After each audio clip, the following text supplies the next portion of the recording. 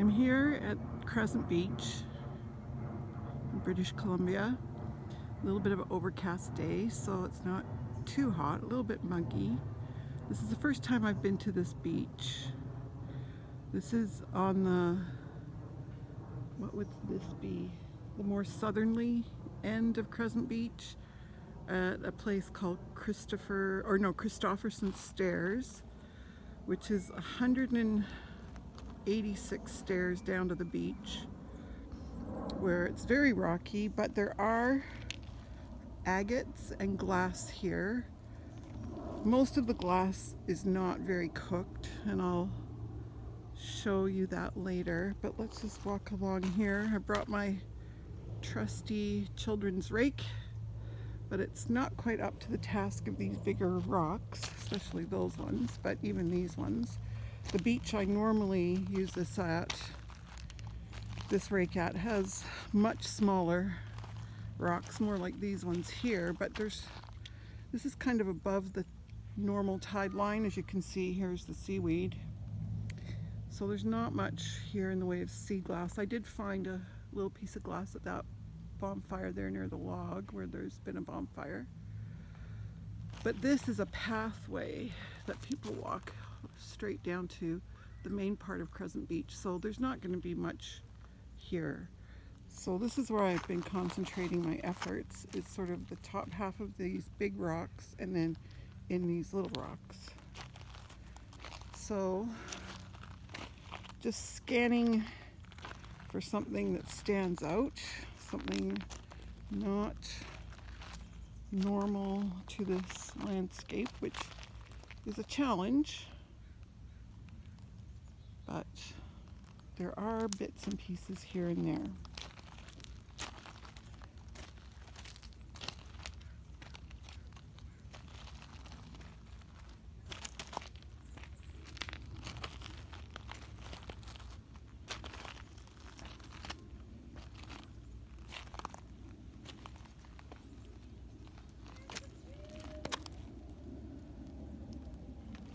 Up there is railroad tracks. You can just sort of see them right there. And when I arrived at the beach, there's a passage over the train tracks there, and there was a train, and he sounded his horn, which was very loud and very jarring. So if another one comes by anytime while I'm down here, I'll film it. So yeah, not seeing much right now. I have this little pouch that I bought to put my glass finds in.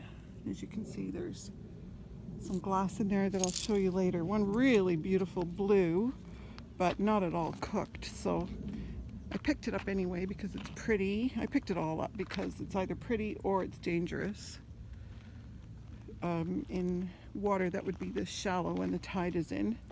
That's pretty sharp glass for somebody to step on. Although if you're coming in here in bare feet, you're crazy because this is really rocky.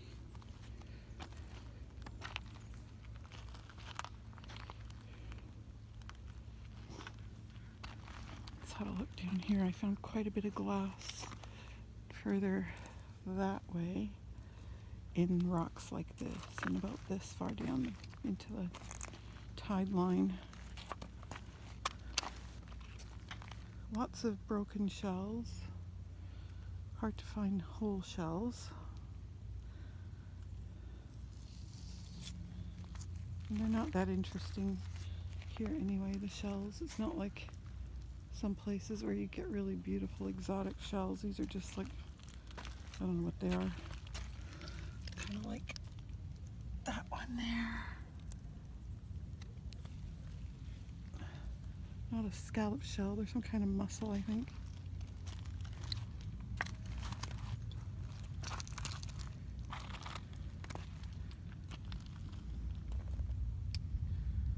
Yeah, not seeing any glass right now.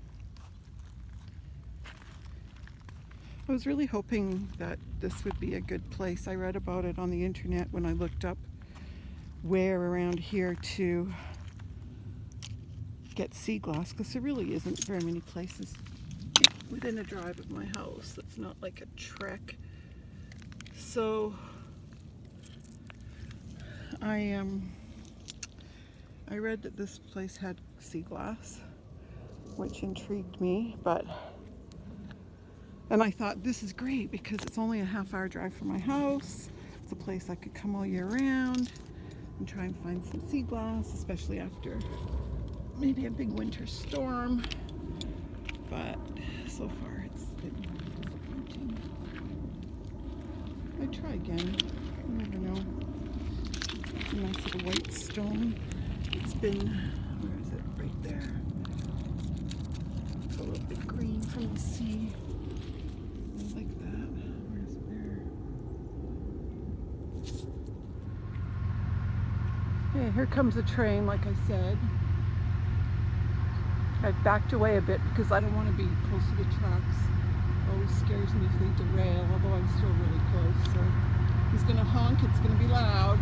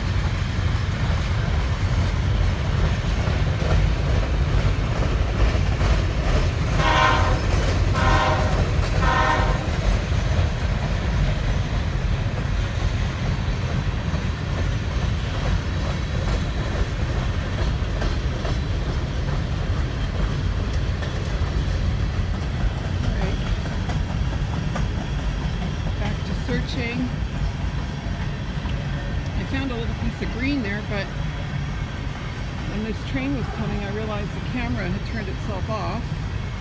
I'm not sure why. Here's a pretty shell.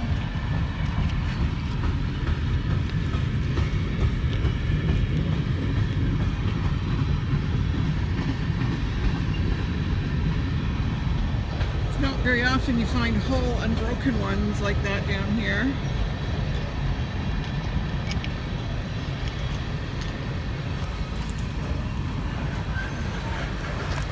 Sorry, my hand keeps coming into frame. I'll figure out how to hold this. I don't make movies on my iPhone very often. Certainly not while I'm stumbling around on a rocky beach.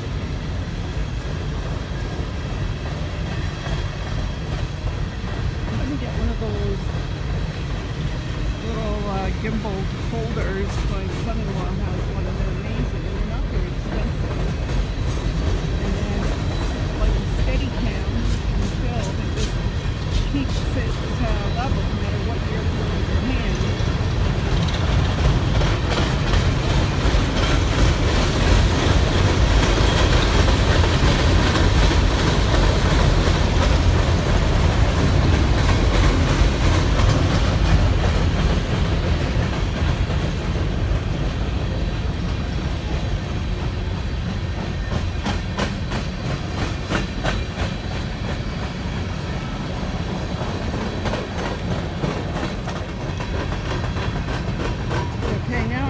Accidentally turned it off. You hit the sound up and down buttons and it turns it off.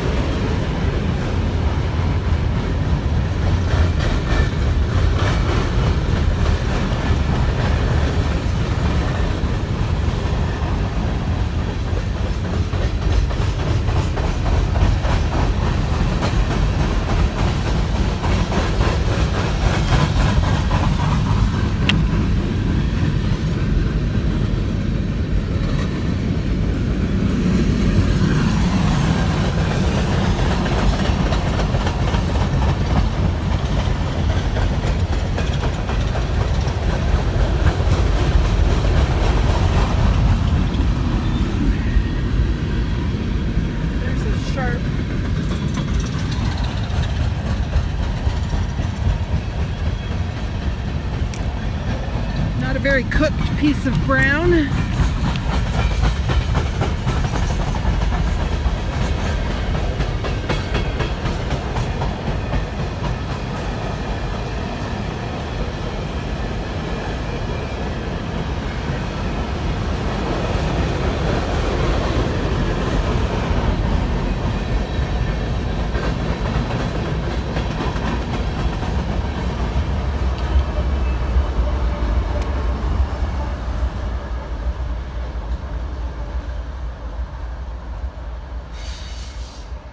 Bye-bye, train.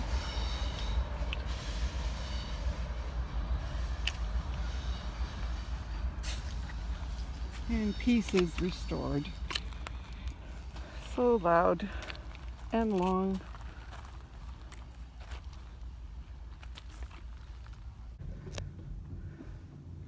Look how far up. Oh, there's more that you can't really see in the trees. Way up there. And there's a seat to take a rest. But if I sit down, I won't keep going. Beautiful view from up here. But there's a lot of places to get a nice view where you don't have to climb 186 stairs. All right. As Sir Edmund Hillary said, onward and upward. See you at the top. I just noticed that on every landing, somebody's put the stair count. 169. That's the top up there, where you can kind of see the gate. Oh man, okay. Last 20 stairs or so. Here goes. I'm at the top. I must have miscounted on the way down. It's 190 stairs. All right, here we go. Yeah, it's just a slight incline out. You know, and I've been doing intermittent fasting since April, and I've lost 35 pounds. And I can tell because there's a time that 190 stairs would have been too much for me to do in the time I just did it.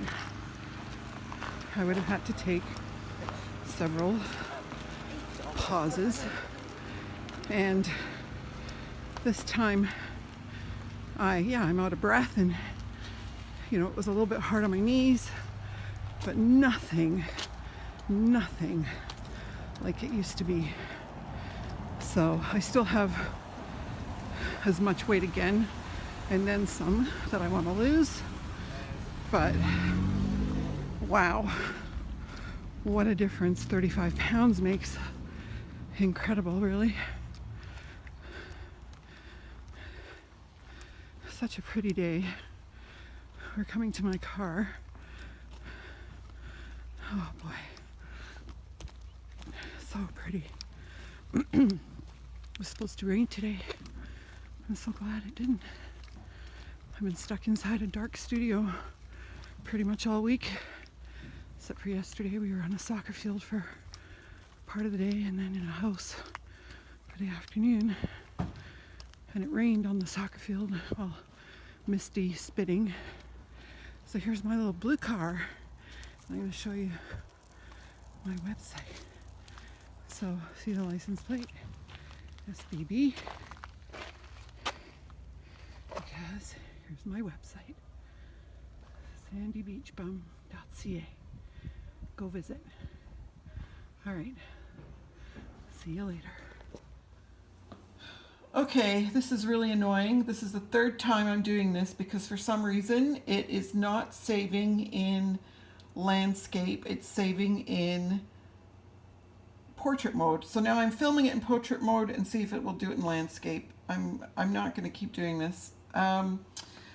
Okay, so for the third time, here's the glass I found that is obviously not cooked enough. It's a shame about this blue because I love it. I love that color, but it needed a couple more years in the ocean. Here's a piece of pottery I found, which I always like finding pottery. Here's that seashell, which I'll try and scrub up and get a little cleaner. Here's what I'm hoping and thinking maybe are agates, but I'm not sure. Here's the glass I'm going to keep because this is frosted. This is a piece of fire glass, the one that I found near that bonfire. I always pick these up and bring them home, throw them away. And then some cool rocks I found. I love it when they have stripes that go all the way through like this. So this is a cool little one I found. I've never seen one like that before. I like this one because it's got some cool striping in it that is kind of hard to see, but it almost looks like wood. And then 2 nice white rocks. I did a longer version earlier, but I'm tired of doing this over and over, so there's the abbreviated version. All this clear unfrosted glass will go to the garbage. All right, and I'll show you the agates I found a while back. So here are the agates that I found on a beach in, I think it was Oregon, maybe Washington State, but I'm pretty sure it was Oregon on my beach road trip that I took. Those for sure are agates, I know that.